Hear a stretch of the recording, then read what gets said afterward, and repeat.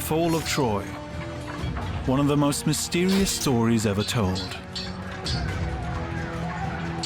The war outside the city gates has been going on for almost 10 years. Greeks are fighting against Trojans. The mighty city remains steadfast. Its walls seem impenetrable. Until the Trojans receive a fateful gift. In the belly of the huge wooden horse they drag into their city lie hidden the best fighters of the Greeks. They seal the downfall of the glorious city.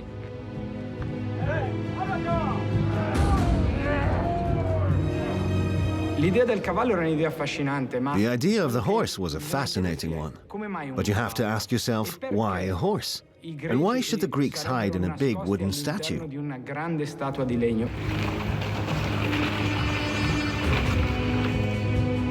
An open mind is necessary to better understand the ancient myths.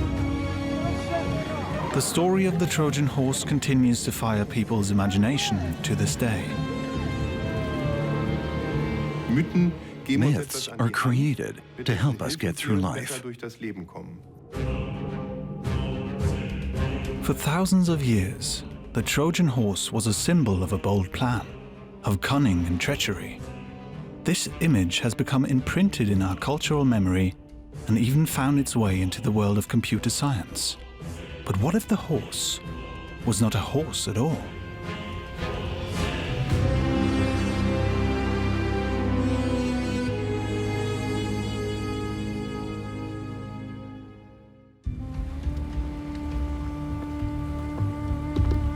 Francesco Tiboni doubts the story of the Trojan horse. The Italian archaeologist has made it his task to check the millennia-old tradition on its validity.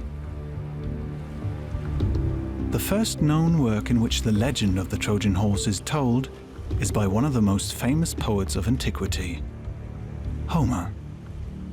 We all know the story of the Trojan horse, but what we don't know is what actually happened. We have no precise idea of how the destruction of Troy came about, and what really happened that night, because that night was not clearly described by Homer. He only told us about what happened afterwards.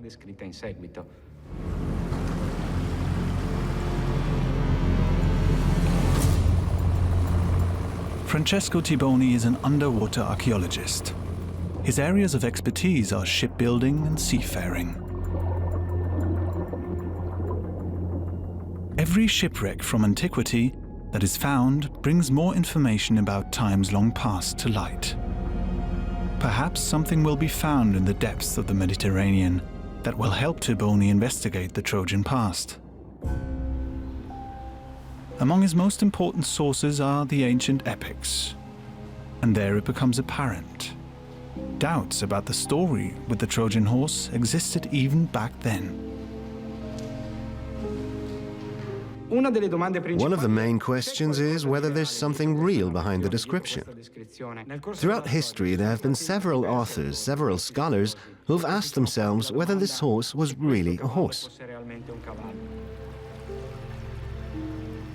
The Roman scholar Pliny the Elder suspects that the war machine was rather a kind of battering ram. Euphorion, a Greek poet, wrote as early as 400 BC in connection with the Trojan horse that the Greeks possessed a ship called a horse.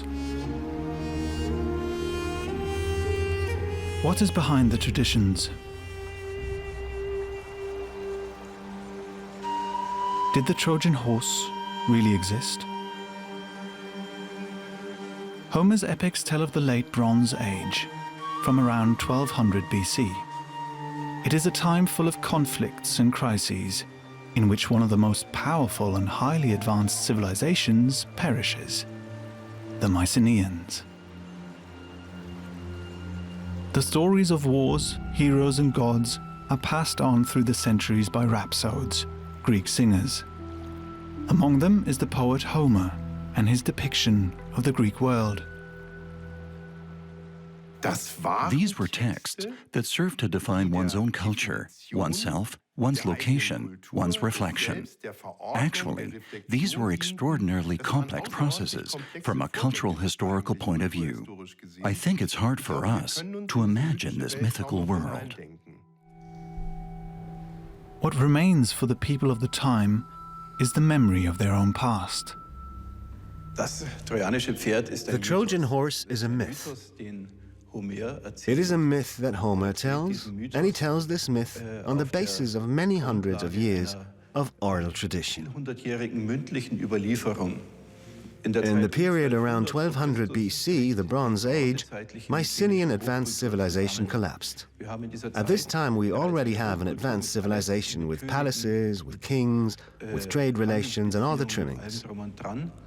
But it collapses. It loses its written form. It loses its structures, its trade contacts, its economic system, and it falls back to a much simpler civilizational level. After the collapse of this golden era, the time of the so-called Dark Centuries begins. It is not until more than 400 years later that Homer enters the world stage.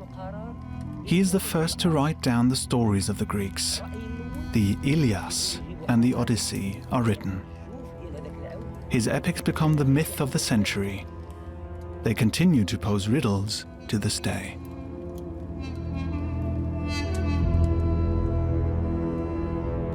In the course of this oral tradition, elements of each person's own reality of life naturally come into play.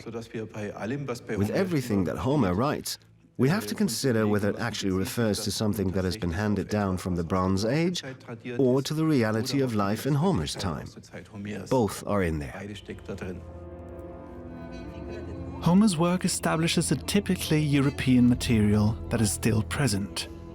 The hero's journey in search of fame and glory at any cost.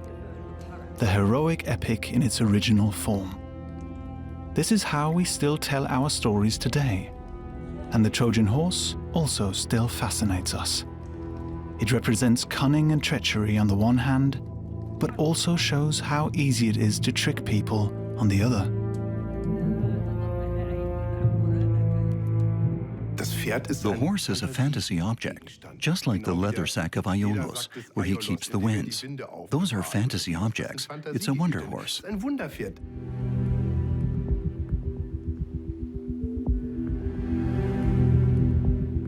Even during antiquity, the image of the Trojan horse changed through different depictions, copies and translations.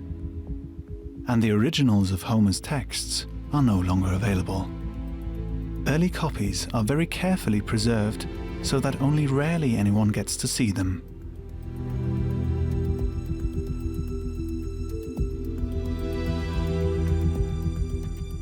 Perhaps the oldest copy of the Iliad is in London. It dates from the 1st century AD and is in Greek. The papyrus contains the narrative that has captivated us like no other for over 2,500 years, recorded in 24 cantos and over 15,000 verses. It's a fascinating idea, of course, and if it were just a story, it would work as such. But when we think of Homer, we have to think of more than a story because Homer is like a holy book. And a holy book must have something credible in it. The Iliad is about the conflict between the Greeks and the Trojans.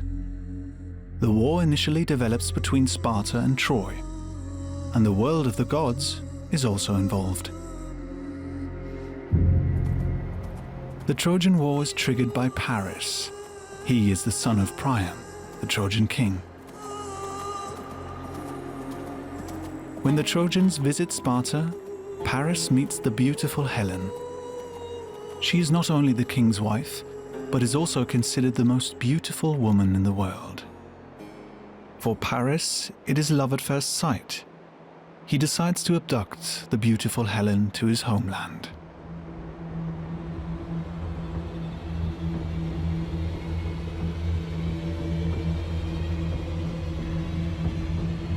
When the Trojans refuse to return Helen, the Greeks take this as a reason to take up arms.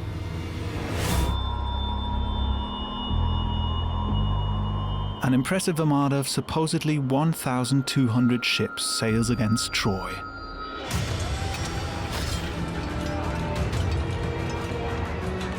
But the war is not easy for the Greeks to win. It lasts 10 grueling years. Troy's walls stand firm.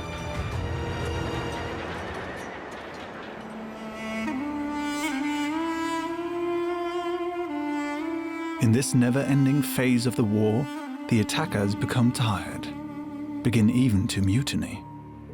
Some of the exhausted fighters do not want to continue the dirty war. They just want to go back home.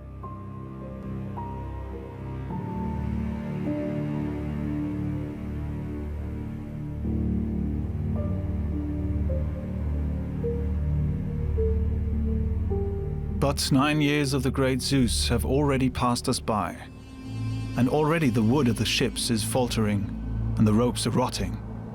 Our wives and our infant children sit at home and pine for us, but we're here in vain. We'll never finish the work for which we came.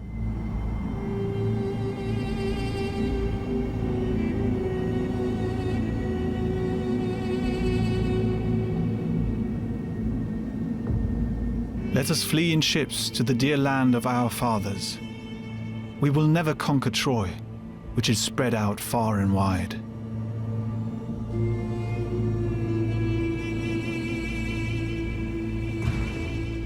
Despite the mutiny and the heavy losses on the Greek side, Odysseus succeeds in rallying his men. The king of Ithaca does not want to give up. The end of the war, however, is sealed only by a God-sent thought, as Homer says, a cunning trick. In pretense, the Greeks break off the war and board their ships. They leave the Trojans a supposed gift, a huge horse made of wood, as a consecration gift for the goddess Athena. But in the belly of the horse sit Odysseus and the best warriors of the Greeks. Unsuspectingly, the Trojans drag the horse into their city.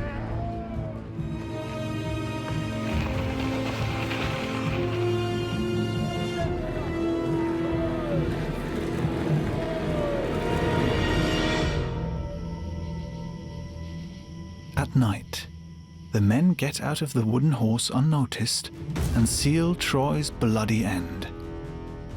This is how Homer tells it.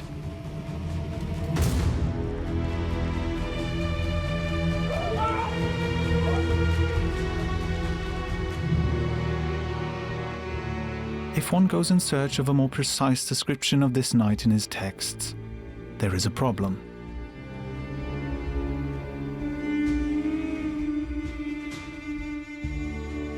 In the Iliad, Homer only writes up to the eve of victory.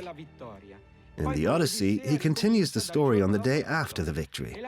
So he actually leaves out the night of Troy's destruction. In fact, the horse, the Trojan horse, this deception, this great machine, this mystery, this myth, is not mentioned by Homer in the Iliad, probably because it's not an essential part of the story. So Homer's Iliad is a dead end. To find the right source for the Trojan horse, Francesco Tiboni has to keep searching.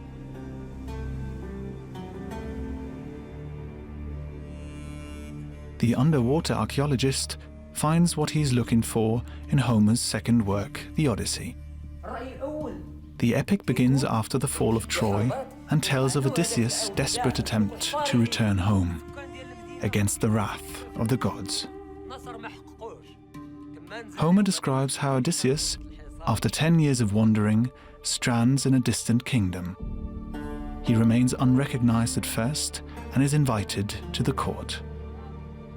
There he asks the rhapsodist to sing about the fate of Troy and Odysseus, i.e., his own fate.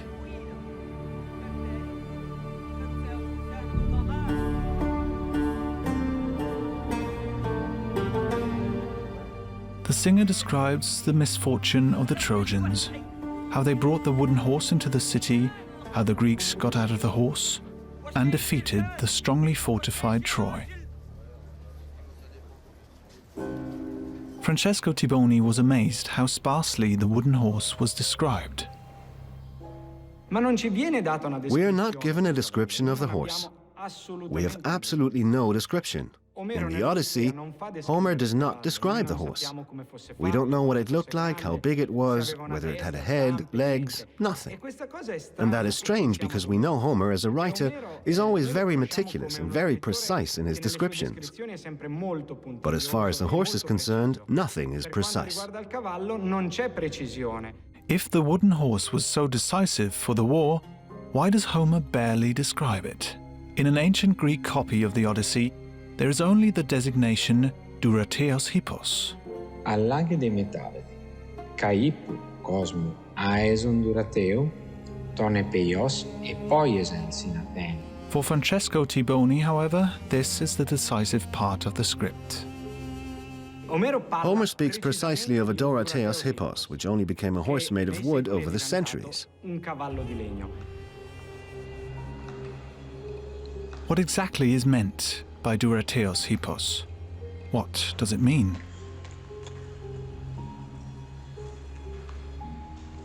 The oldest documents show that Dourios does not actually mean made of wood, but of planks. For Homer, durata is not wood in general, but is the word he uses to describe the planking of boats in all sections of the Iliad and the Odyssey. A horse made from the planks of the ship. Homer chooses this specific designation at the point in the Odyssey where he recounts the ruse with the wooden horse in more detail. In the Greek city of Patras, Thomas Chondros, professor of engineering, has calculated how the Greeks might have built the horse. For him, the wooden horse is a war machine. This machine was designed to resolve a specific problem of the war, and this might be considered as a primitive design task. They had to invent a specific tool to resolve the 10-year siege of Troy. When the Greeks set out for Troy, they probably did not think of building a wooden horse as a war machine. But since the huge fleet had to be constantly maintained, there were many shipbuilders. Hippos, who was the designer of the Trojan horse, was the chief naval architect of the Greek army in Troy. When asked where the material for the horse came from, Chondros thinks of the ships of the many warriors who were killed in battle or died of diseases over the years. The galleys lay deserted and partly rotten on the beach. Since you have the main part of the construction ready, which comes from the ready parts from the two halves of the ship, then the masts were already available at the time, so they could put the whole structure on the four masts and secure them on the chariot, on the chassis. The researcher estimates the weight of the horse at around 5 tons, with a height of about 9 meters and a length of about 11 meters. They had to pull it with those 28 horses to climb upwards. And those 28 horses were enough to pull the 5 tons construction up to the top of the hill inside the fortress. In Homer's stories, the horse is pulled into the Trojan castle. Thomas Chondros has a specific gate in mind. They call it the Dark Gate, and we depicted the entrance of the horse over there. We don't know exactly, because in Homer there is referred another gate that is in a hill cliff that was, it was impossible for the horse to be transported through the gate that Homer describes So we found a gate that was comfortable for the whole construction to pass through. From case studies under ideal conditions to reality, to the excavation site of Troy. It is located in the northwest of Turkey. The legendary city is said to have been located on a hill. Rüstem Aslan has been the excavation director there since 2013. Troy became insignificant about 3,000 years ago. It remained so until archaeologists discovered its ruins a good 200 years ago. The imposing complex bears witness to the city's former power.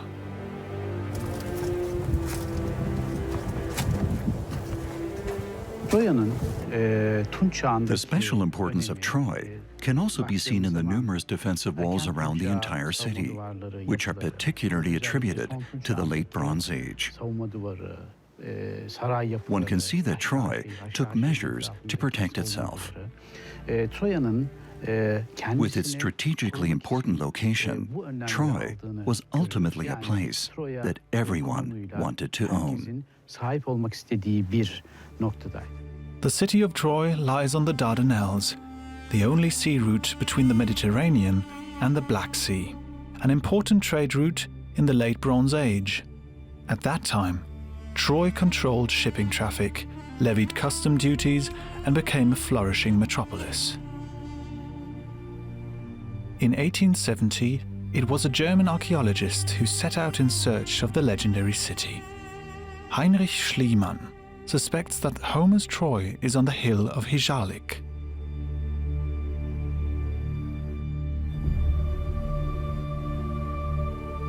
He begins to dig and makes a find. Schliemann succeeds in uncovering the various settlement layers and causes a worldwide sensation.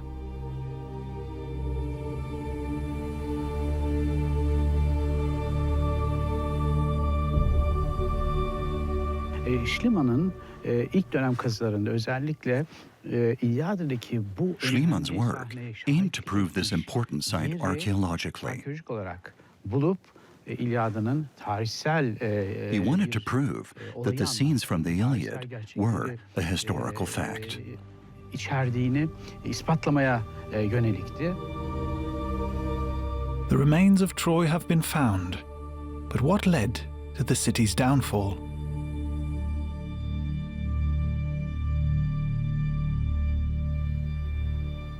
Homeros'un İlyada destanında Homer's Iliad describes how Helen, Priam, and Paris watched the battlefield from the fortress wall. They see the Trojan warriors trying to recapture the lower city. This is one of the most important and tragic scenes in the Iliad. In Homer's epics, the war ends Troy's heyday. Research allows several conclusions. Did a great final blow seal the end of the city? Or a long series of grueling wars and natural disasters? Güney kapısında özellikle Güney kapısının içinde Especially at the South Gate, there are clear signs of destruction. And the objects found, such as arrowheads, other tools of war, and skeletons, although not many, prove that they were not buried, but simply lay there. orada yer aldı. Yani hemen gömülmeden oraya bırakıldı. Troy was destroyed in a single war, a fire, or an attack from outside. Troya'nın son döneminin bir savaşla, yangınla, dışarıdan gelen bir saldırıyla yok olduğunu bize gösterdi. Troy was like a fortress. In some places, the inner city walls were 5 meters thick and 10 meters high, impregnable by the standards of the time. Only thanks to their cunning could the Greeks overcome the walls. But would the Trojans have been fooled by a wooden horse? There is evidence of many horse bones from the final phase of the Bronze Age. This shows us that horses were of great importance to the Trojans. In the Iliad, Homer also speaks of a Troy that has beautiful ponies, beautiful horses. The ruins of Troy do not provide an answer to the riddle of the Trojan horse. Just as Homer failed to describe the horse in detail in both the Iliad and the Odyssey, the archaeological finds in Troy leave many questions unanswered.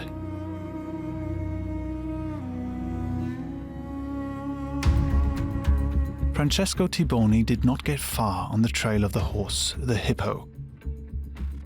Perhaps the term Dourios, made of planks, gives a clue.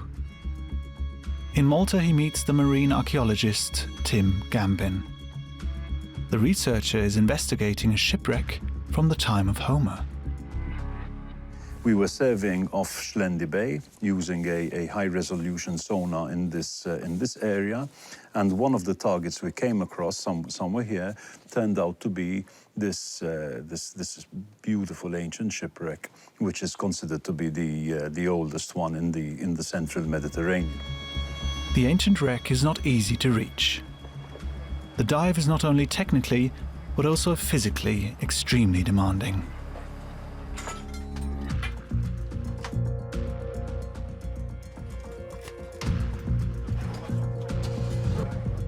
It's a very challenging site. The site is situated at a depth of 110 meters, so the boat is tied directly over the site. It takes divers about 8 minutes to descend. We've got a maximum of 12 minutes on the site, and after 12 minutes, the divers would have been in the water for a total of 20 minutes. Then they start this slow ascent. For the short stay at the wreck, the divers have to allow an additional 5 hours for the ascent. But the effort is worth it for Gambin and his team. The first sign that material will be well preserved is this grey material. This is big news for us because now we have a good indication that the wooden remains of the ship will be there. The wreck at the bottom of the sea promises to be a treasure for archaeologists. It is a ship of the Phoenicians, legendary seafarers who once ruled the Mediterranean. Their trading bases stretched from the eastern Mediterranean to the Atlantic. We know next to nothing about Phoenician shipbuilding. So yes, one of our primary aims is to locate, uncover and study the wooden remains of this Phoenician ship.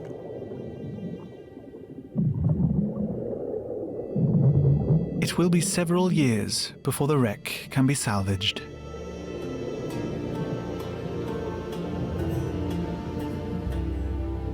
The archaeologists meticulously bring up parts of the cargo, including ancient amphorae. These allow the scientists a glimpse into the past. Rapid with the rope.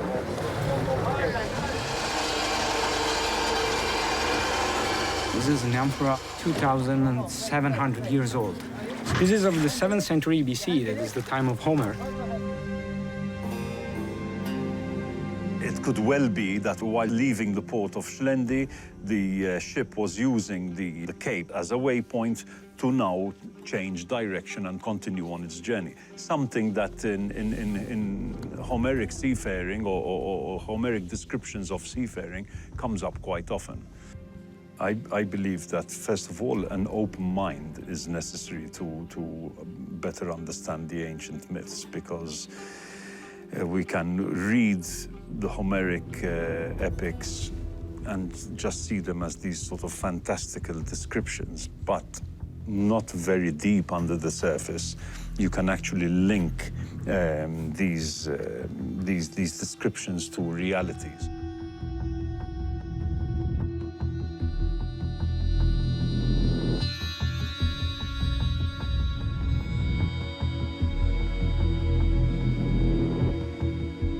Homer describes the Phoenicians as skilled seafarers. Construction plans of their ships, however, have not yet been found. Francesco Tiboni discovers depictions of Phoenician ships. Ancient reliefs show them with horses' heads. Did Homer know this type of ship from his own observations? These ships were called hippos or hippoi, meaning horse. They were probably about 15 meters long and were built with a horse's head at the bow or at the bow and stern, and were ships of Levantine origin. We know very well that the early Greeks already knew this type of ship. For Tiboni, the question arises whether Homer could have meant the Phoenician type of ship, the Hippos, by Dourios Hippos.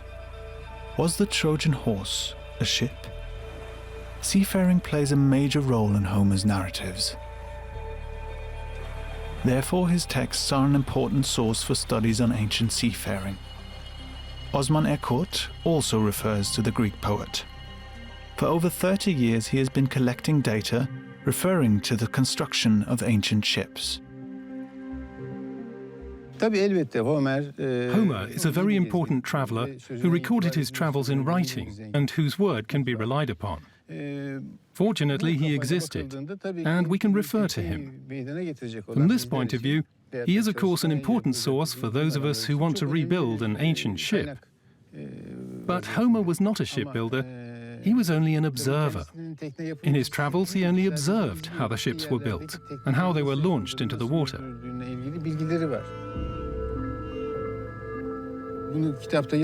We can't communicate the whole subject by just writing articles about it in books and journals. What we do is called experimental archaeology. We only get the experimental findings through our project work. For this reason, Osman Erkut and his team are rebuilding ancient ships, including a Hippos.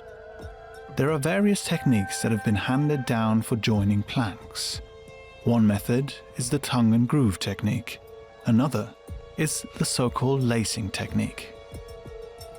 We gain knowledge by building the hippo. How is it loaded?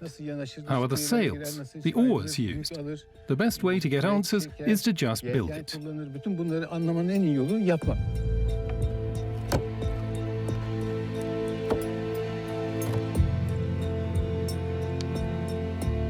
Homer describes the lacing of the planks as a shipbuilding technique of the Greeks. The planks were firmly connected to each other with the help of ropes. When the boat is launched, they automatically pull together. The boat becomes tight and stable. The poet also describes the Greeks' huge fleet knowledgeably. In his catalogue of ships in the Iliad, he meticulously lists which ships sailed against Troy. Francesco Tiboni is convinced that Homer did not mean a horse, but a ship. The idea of the horse and the ship is very widespread in antiquity. That is, the parallel between horse and ship is even so widespread that there are texts in which ships are described as horses. It was common in antiquity to call ships horses. We find the first evidence of this in Homer's 4th canto. There, the ships are called helos hippoi, that is, horses of the sea. And then there is evidence of this in all ancient literature up to late antiquity. The Greek ships as horses of the sea, an image from mythology. In fact, Poseidon is the god of the sea, but also the god of horses. And he sails across the sea with a team of horses, not, as we might expect, with a ship.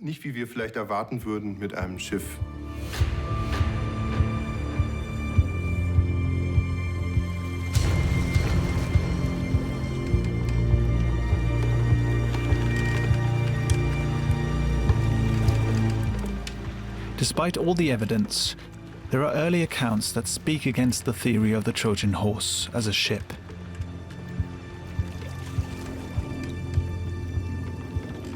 The representations of the Trojan horse, already since the time of Homer or very shortly after, are real horses. So the Trojan Hippos was obviously already considered a horse by Homer himself. For him, it was a horse. If a misunderstanding happened here between the Hippos as a ship and the Hippos as a horse, this misunderstanding must have happened at the time of this oral tradition between the collapse of the Mycenaean civilization and the recovery of writing in Homer's time.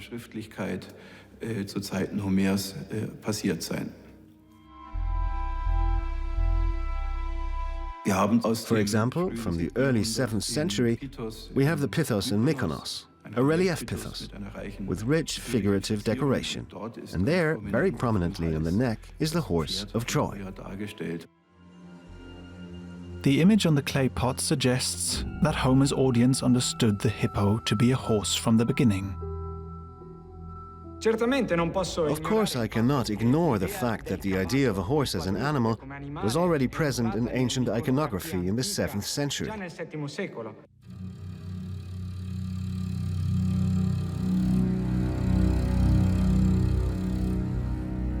The illustrations show very different Trojan horses, down to the smallest detail.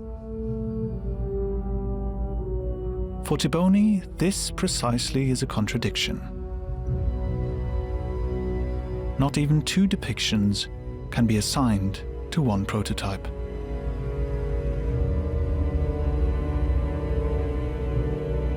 The horse is a fantasy.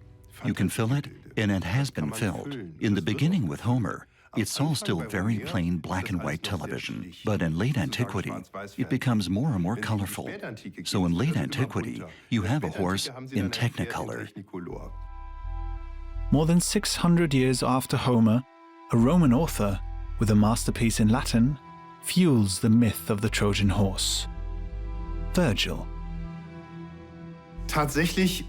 In fact, the horse is much more horse in Virgil than in Homer. In Homer, the whole thing remains relatively in limbo, linguistically speaking. Homer could speak of a horse, but he could also speak of a ship.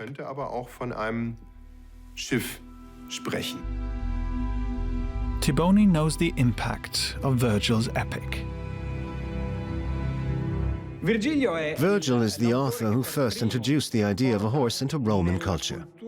Or rather, he's the one who permanently consolidated it.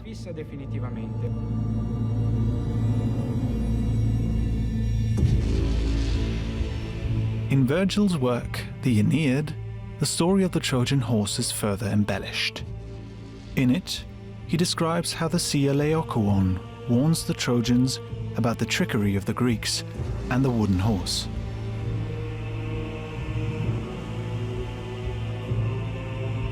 "Wretches," he cries from afar, "what frenzied delusion, O ye citizens!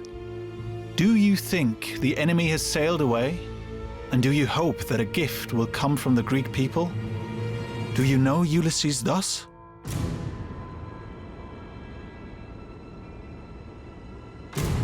Here, either the Greeks are secretly locked in the wood, or the armor was built on our walls. To look high into the houses and to approach the city from above, or else it holds treachery. Do not trust the steed, O you Trojans." Virgil is a very learned poet. He has the ideal of the poeta doctus, the learned poet. Not only had he studied Homer, but he also knew the secondary literature very well. There were all kinds of interpretations. For example, it's a war machine, a siege engine, a battering ram. All kinds of things were invoked, and Virgil knew this discussion and used it for his poetry.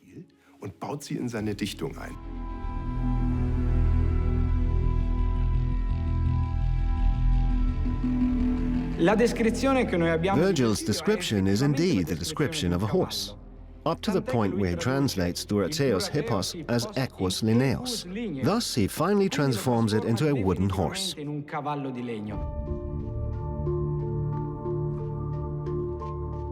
Why would the Trojans drag the Greeks' wooden horse into the bowels of their castle? After 10 years of bitter warfare? Perhaps one of the greatest wreck finds of the 20th century can shed light on the matter.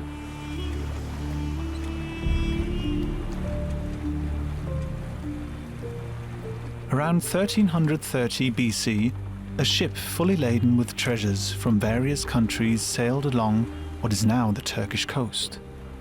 The merchant ship is said to have sunk in a storm off Cape Uluburun.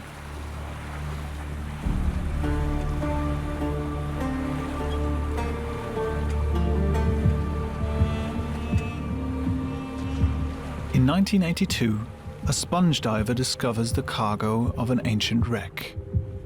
It is a chance find.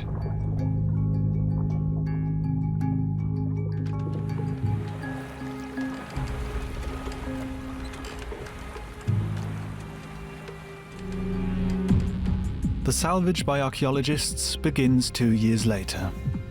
During the numerous dives, it turns out that the wreck could not have been a simple merchant ship. The cargo indicates that it must have been on a special mission. Scientists spent more than 10 years diving the wreck. Harun Özdaş is one of the leading underwater archaeologists.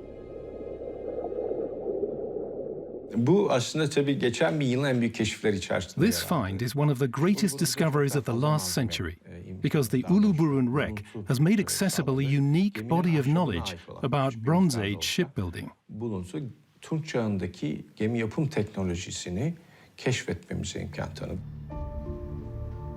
Since 1984, the wreck of Uluburun has also been a project for experimental archaeologist Osman Erkut. Uluburun her şeyin en eskisini taşıyor. The Uluburun simply has everything. The oldest sails found so far, the oldest keel, the oldest rudder. Everything you can think of in terms of details. Ne geliyorsa bunun en eskileri Uluburun'da.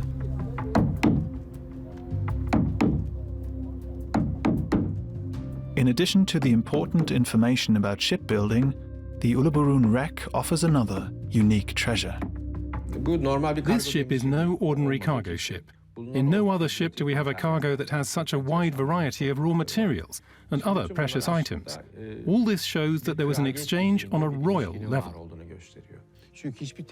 On no normal ship would you find 22 anchors, 150 amphorae, 10 tons of copper and a ton of tin. That's an enormous cargo and very expensive, even nowadays. The destination of the journey was the Mycenaean Empire.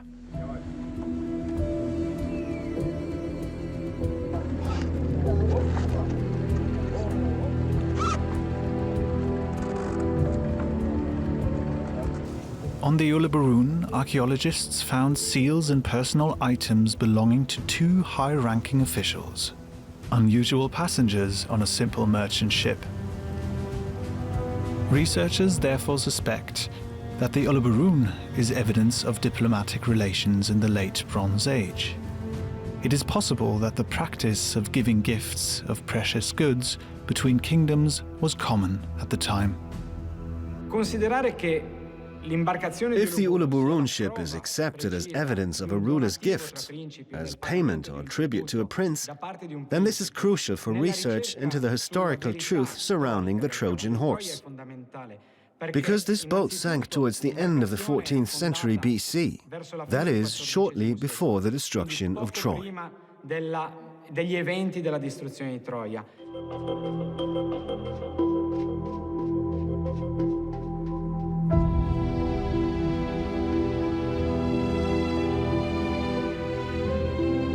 At the time of Homer, it was mainly the Phoenicians who ventured far out with their ships. They had outstanding nautical knowledge.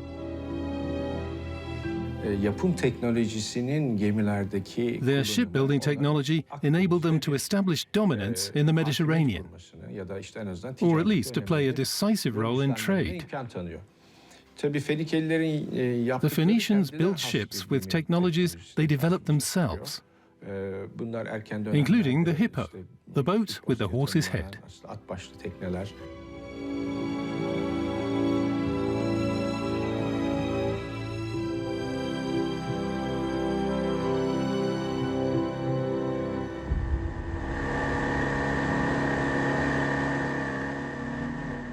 According to Homer's narrative, the Trojan horse was a gift from the Greeks to the Trojans.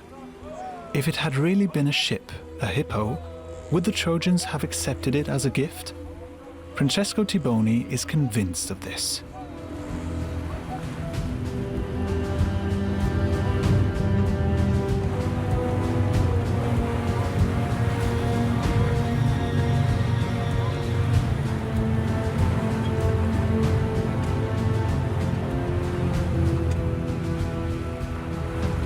As evidence for his theory, he brings into play the so-called bronze frieze of Balawat.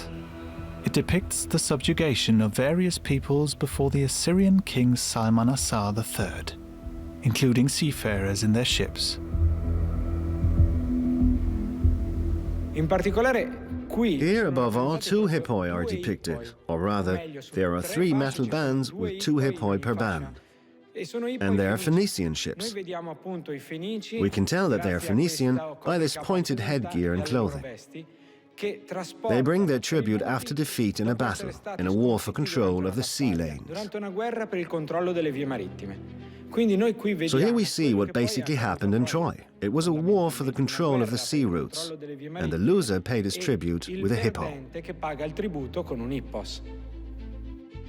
The fact that we find the hippo at this gate, that they are paid as tribute by the losers at the end of a war, is very important for my research. We know that these boats, loaded with lapis lazuli, gold, silver, precious metals and ivory, very often came from Phoenician territory. They were Phoenician boats, Phoenician hippoi, or predecessors of the hippoi, used for the payment of tributes.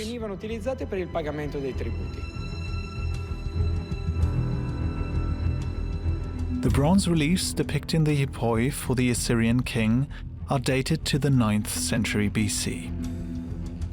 Whether Homer was aware of the custom of such gestures and included them in his epic cannot be proven, however. If we imagine that the horse is left on the beach, or the ship called the horse is left on the beach, then it is quite conceivable that the Trojans understand it as a gift left by the Greeks at the end of the war.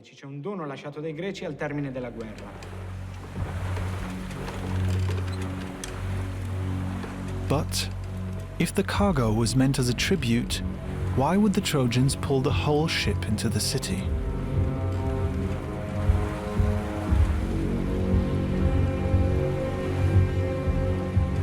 Also die ganze Geschichte funktioniert ja nur deswegen, weil die The whole story only works because the Greeks leave a votive gift, which is meant for Athena. This means that it belongs to the goddess Athena and must be brought to the sanctuary of Athena, which is located in the city.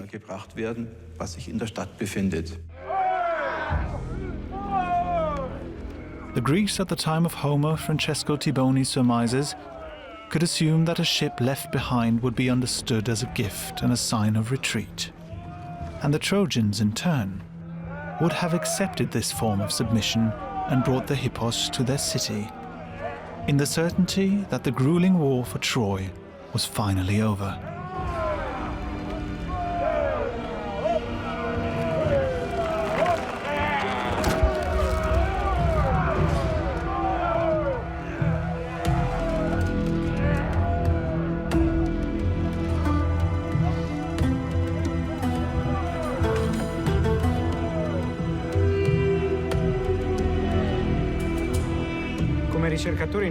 As researchers, we must always be in search of the truth.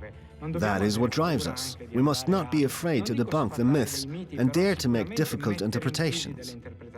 I have tried to be constantly in search of the truth, a bit like Ulysses, starting a journey without knowing the entire route.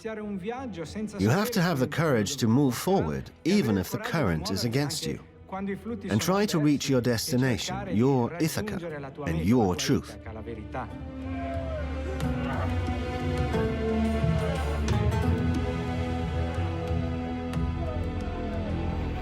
The legend of the war for Troy was only passed on orally for many centuries, until Homer immortalized it in his epics.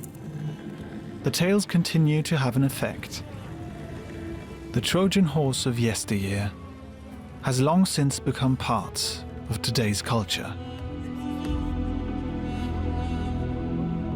The Trojan horse has been seen as a horse for 2,000 years. In literary terms, it was a horse and not a ship. This means that it must have at least appealed to something in people's imagination, that there was a wooden horse that was then pulled into the city.